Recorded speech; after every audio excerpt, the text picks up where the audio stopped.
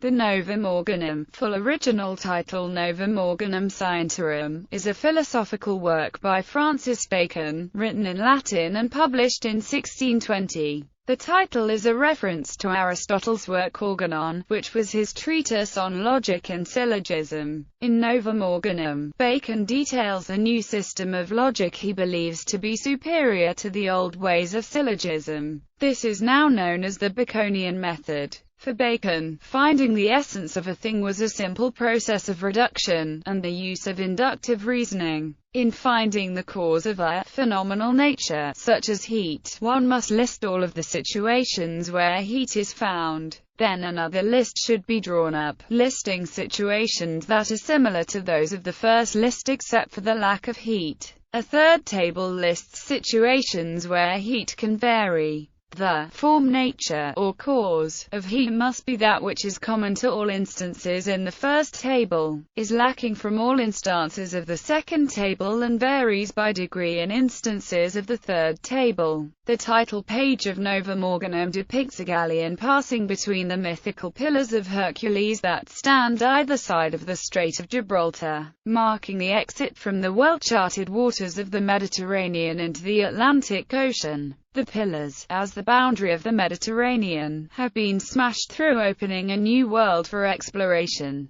Bacon hopes that empirical investigation will, similarly, smash the old scientific ideas and lead to greater understanding of the world and heavens. The Latin tag across the bottom, multiper transibunt in orbitur scientia, is taken from Daniel chapter 12 verse 4. It means, many will travel, and knowledge will be increased. Bacon and the scientific method. Bacon's work was instrumental in the historical development of the scientific method. His technique bears a resemblance to the modern formulation of the scientific method in the sense that it is centered on experimental research.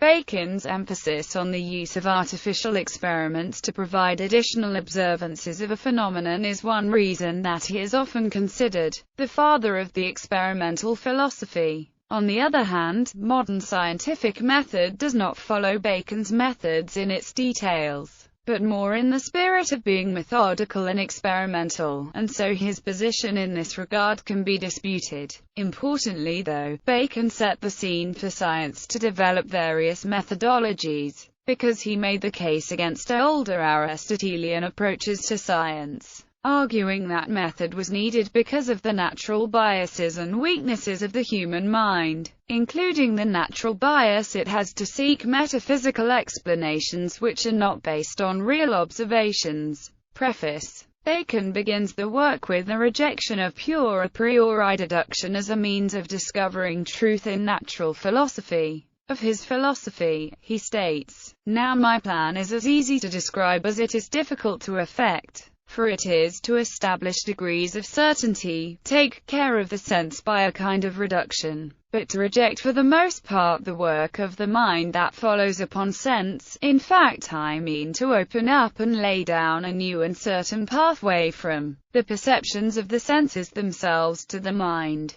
The emphasis on beginning with observation pervades the entire work. In fact, it is in the idea that natural philosophy must begin with the senses that we find the revolutionary part of Bacon's philosophy, and its consequent philosophical method, eliminative induction, is one of Bacon's most lasting contributions to science and philosophy. Instauratio Magna. Novum Organum was actually published as part of a much larger work, Instauratio Magna, The Great Restoration. Originally intending Instauratio Magna to contain 6 parts, Bacon did not come close to completing this series, as parts 5 and VI were never written at all. Novum Organum, written in Latin and consisting of 2 books of aphorisms, was included in the volume that Bacon published in 1620, however, it was also unfinished, as Bacon promised several additions to its content which ultimately remained unprinted.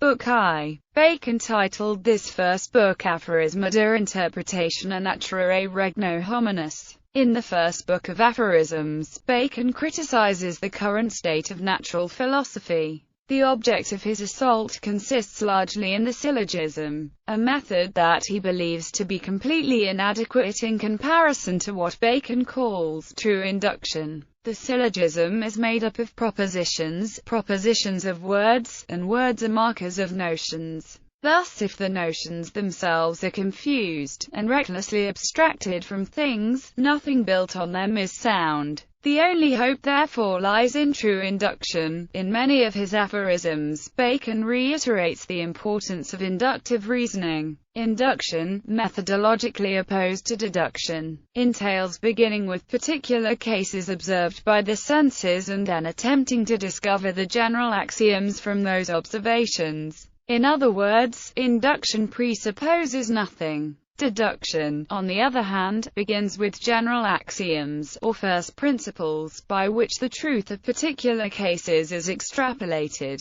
Bacon emphasizes the strength of the gradual process that is inherent in induction. There are and can only be two ways of investigating and discovering truth. The one rushes up from the sense and particulars to axioms of the highest generality and, from these principles and their indubitable truth, goes on to infer and discover middle axioms, and this is the way in current use. The other way draws axioms from the sense and particulars by climbing steadily and by degrees so that it reaches the ones of highest generality last of all, and this is the true but still untrodden way. After many similar aphoristic reiterations of these important concepts, Bacon presents his famous idols. The idols, Novum Organum, as suggested by its name, is focused just as much on a rejection of received doctrine as it is on a forward-looking progression. In Bacon's idols are found his most critical examination of man-made impediments which must lead the mind's objective reasoning. They appear in previous works but were never fully fleshed out until their formulation in Novum Organum. Idols of the tribe. Idols of the tribe are rooted in human nature itself and in the very tribe or race of men. For people falsely claim that human sense is the measure of things, whereas in fact all perceptions of sense and mind are built to the scale of man and not the universe. Bacon includes in this idol the predilection of the human imagination to presuppose otherwise unsubstantiated regularities in nature. An example might be the common historical astronomical assumption that planets move in perfect circles.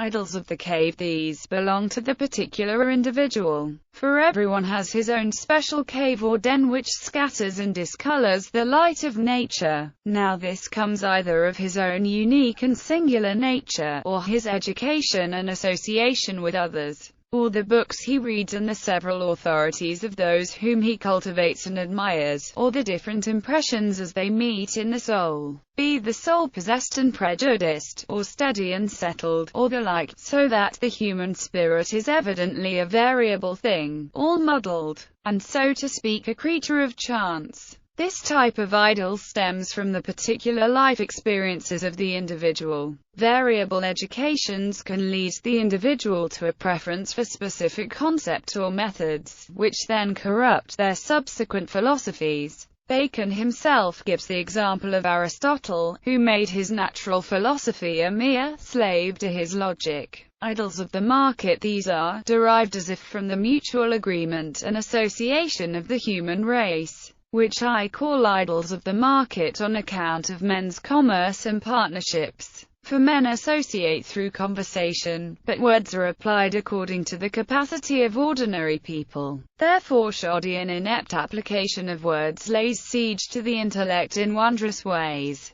Bacon considered these the greatest nuisances of the mal. Because humans reason through the use of words, they are particularly dangerous, because the received definitions of words, which are often falsely derived, can cause confusion. He outlines two subsets of this kind of idol and provides examples. First, there are those words which spring from fallacious theories, such as the element of fire or the concept of a first mover. These are easy to dismantle because their inadequacy can be traced back to the fault of their derivation in a faulty theory. Second, there are those words that are the result of imprecise abstraction. Earth, for example, is a vague term that may include many different substances, the commonality of which is questionable. These terms are often used elliptically, or from a lack of information or definition of the term. Idols of the theatre. Lastly, there are the idols which have misguided into men's souls from the dogmas of the philosophers and misguided laws of demonstration as well. I call these idols of the theatre. For in my eyes the philosophies received and discovered are so many stories made up and acted out, stories which have created sham worlds worth of the stage. These idols manifest themselves in the unwise acceptance of certain philosophical dogmas,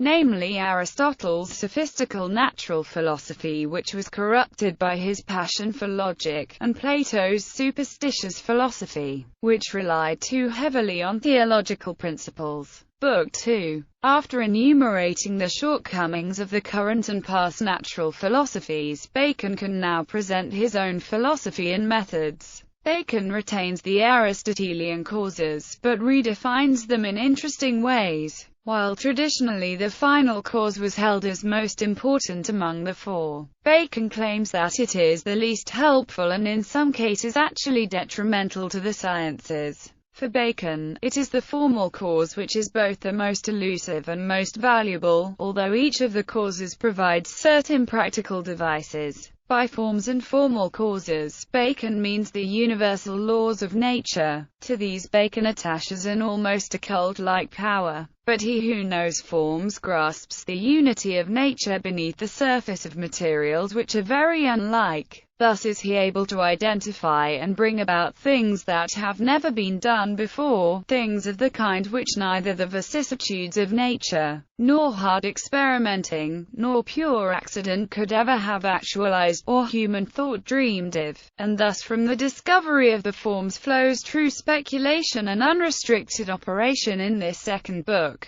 Bacon offers an example of the process, that of what he calls true induction. In this example, Bacon attempts to grasp the form of heat. The first step he takes is the surveying of all known instances where the nature of heat appears to exist. To this compilation of observational data Bacon gives the name table of essence and presence. The next table, the table of absence in proximity, is essentially the opposite, a compilation of all the instances in which the nature of heat is not present. Because these are so numerous, Bacon enumerates only the most relevant cases. Lastly, Bacon attempts to categorize the instances of the nature of heat into various degrees of intensity in his table of degrees. The aim of this final table is to eliminate certain instances of heat which might be said to be the form of heat, and thus get closer to an approximation of the true form of heat. Such elimination occurs through comparison. For example, the observation that both a fire and boiling water are instances of heat allows us to exclude light as the true form of heat,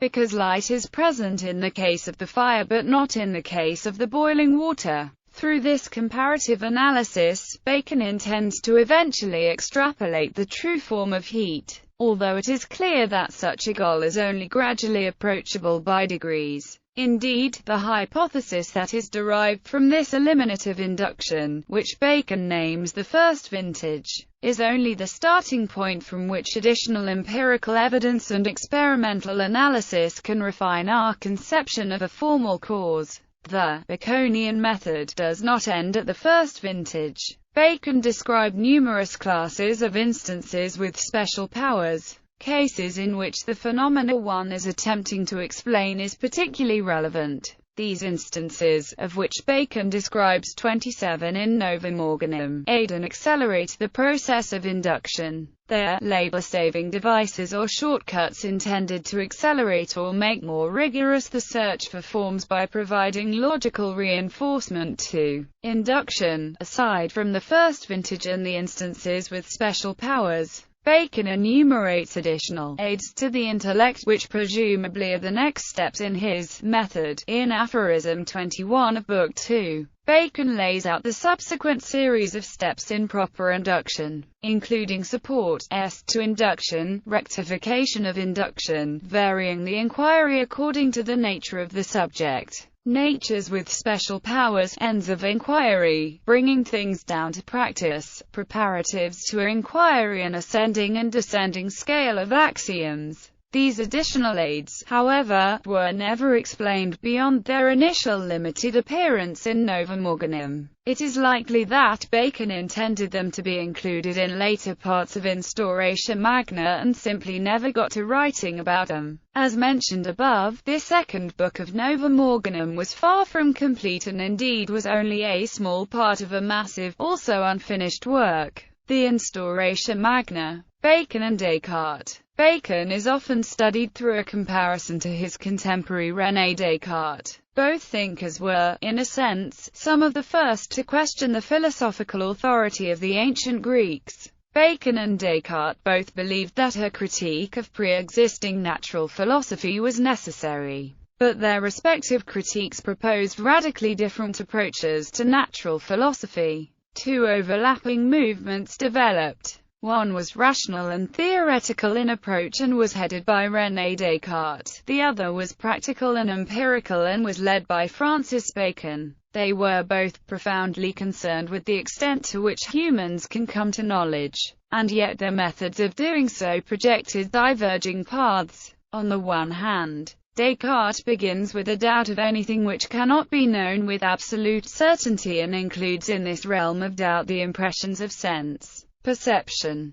and thus, all sciences of corporeal things, such as physics and astronomy. He thus attempts to provide a metaphysical principle which cannot be doubted, on which further truths must be deduced. In this method of deduction, the philosopher begins by examining the most general axioms, and then proceeds to determine the truth about particulars from an understanding of those general axioms. Conversely, Bacon endorsed the opposite method of induction, in which the particulars are first examined, and only then is there a gradual ascent to the most general axioms. While Descartes doubts the ability of the senses to provide us with accurate information, Bacon doubts the ability of the mind to deduce truths by itself, as it is subjected to so many intellectual obfuscations. Bacon's idols. In his first aphorism of New Organum, Bacon states, "Man, the servant and interpreter of nature, does and understands only as much as he has observed by fact or mental activity concerning the order of nature. Beyond that he has neither knowledge nor power." So, in a basic sense, the central difference between the philosophical methods of Descartes and those of Bacon can be reduced to an argument between deductive and inductive reasoning and whether to trust or doubt the senses. However, there is another profound difference between the two thinkers' positions on the accessibility of truth. Descartes professed to be aiming at absolute truth. It is questionable whether Bacon believed such a truth can be achieved. In his opening remarks, he proposes to establish progressive stages of certainty. For Bacon, a measure of truth was its power to allow predictions of natural phenomena. Original contributions. An interesting characteristic of Bacon's apparently scientific tract was that, although he amassed an overwhelming body of empirical data, he did not make any original discoveries. Indeed, that was never his intention, and such an evaluation of Bacon's legacy may wrongfully lead to an unjust comparison with Newton. Bacon never claimed to have brilliantly revealed new unshakable truths about nature. In fact, he believed that such an endeavor is not the work of single minds but that of whole generations by gradual degrees toward reliable knowledge. In many ways, Bacon's contribution to the advancement of human knowledge lies not in the fruit of his scientific research but in the reinterpretation of the methods of natural philosophy. His innovation is summarized in the Oxford Francis Bacon. Before Bacon, where else does one find a meticulously articulated view of natural philosophy as an enterprise of instruments and experiment, and enterprise designed to restrain discursive reason and make good the defects of the senses? Where else in the literature before Bacon does one come across a stripped-down natural historical program of such enormous scope and scrupulous